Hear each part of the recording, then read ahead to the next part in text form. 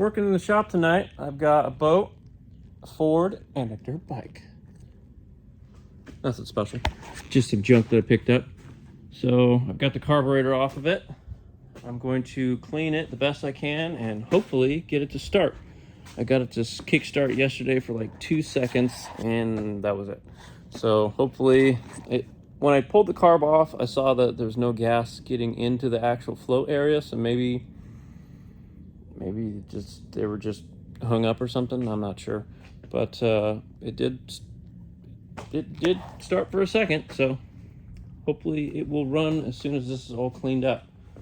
So what I'm going to be doing is I'm going to be cleaning all the gunk out of these float bowls, and I will be cleaning these parts here, making sure the jets or whatever all these are called are all cleaned out. I can see through them, so I'm thinking I really just had a problem with the floats. So I'll get some steel wool and I'll just clean the float parts up and hopefully get this thing to start and run. And I also need to change the starter out on this boat that I just bought. I shouldn't have bought it, but I bought it anyways for 500 bucks. I have a problem buying junk apparently. This has the Vortec V6 GM motor in it, and when I turned the starter over, it just kept turning and didn't want to stop. So I bought a starter for it.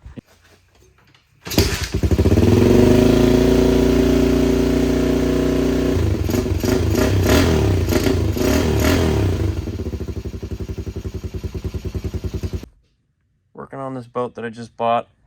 I just replaced the battery, the starter, and now I pulled the ignition out of a different boat because when you would hook the battery to it, key on or off, it would just start turning over. So let's see what happens now. Still does it. I thought the ignition was bad. It's not. I thought the relay was bad. It's not. So every time I turn the ignition on and the fuel pump comes on, the starter just immediately just starts kicking.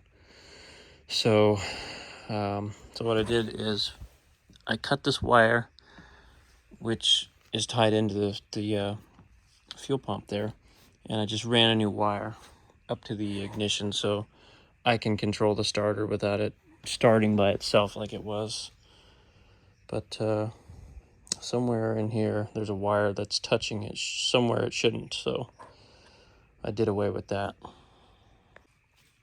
All right, the wire is ran. I don't have it strapped up or anything. It's just sitting there. So let's see if this actually works now.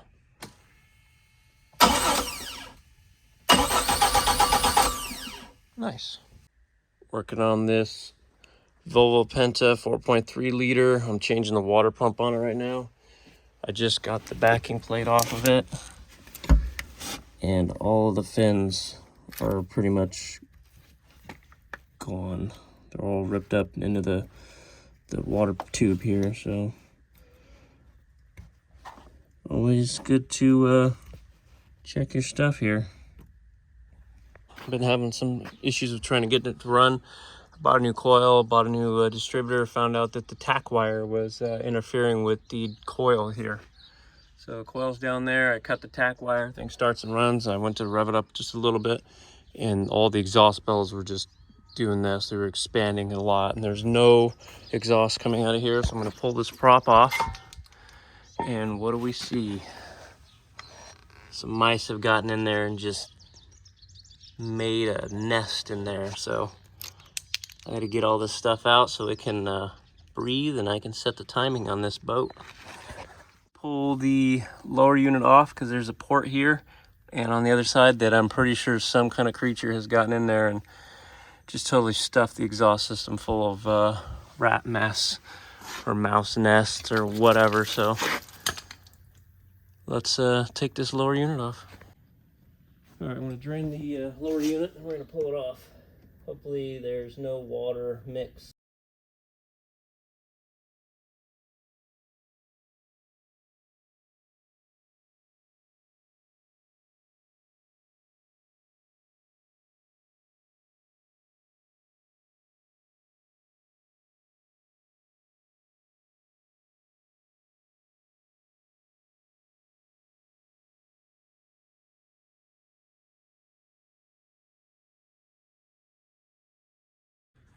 Well, it ran, but the exhaust was not flowing, so I had to take the lower unit off, and I found all of this rat mess up inside there. So they got in through the exhaust port right there and went all the way up in there and just filled the entire exhaust full of rat mess. So I'm gonna pull the bellows off and see what I find.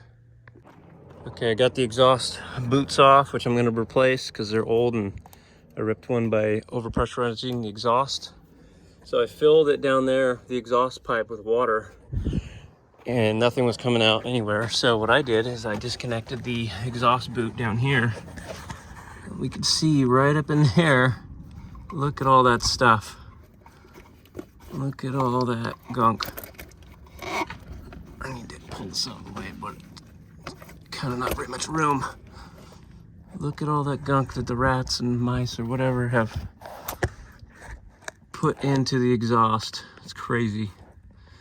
Get all that stuff out, and then I gotta buy new exhaust boots for up top, exhaust bellows, and then a new impeller for the lower unit here, and whatever else I need. The exhaust is literally holding water right now.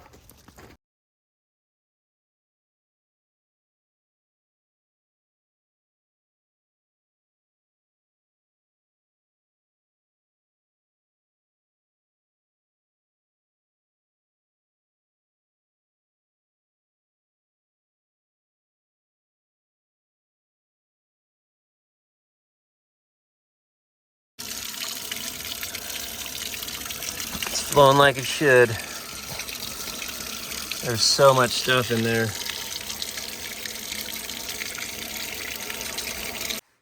Just about ready to put the outdrive on. I just blew out the rest of this nut stuff that was crammed up inside the exhaust system here. The entire exhaust was just filled with this stuff, so it's all cleaned out. I got all the gunk out of here.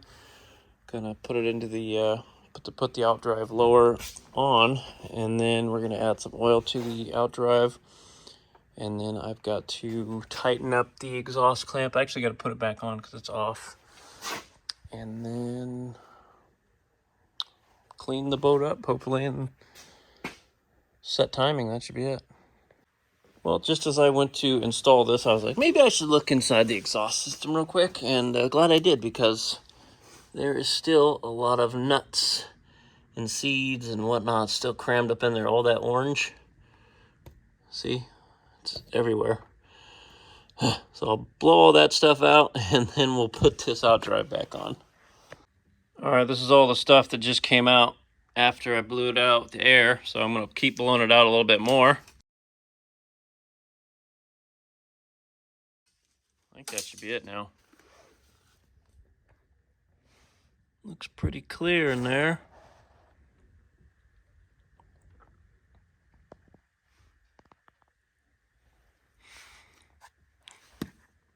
It looks... oh, there's still a piece right there.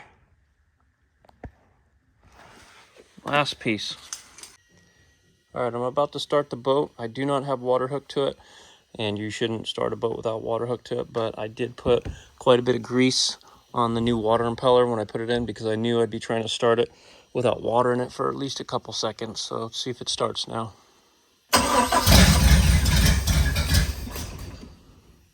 Okay.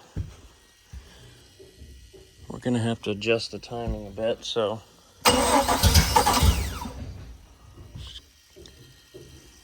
I'll have to get a timing light and try to mess with it, but it does start at least.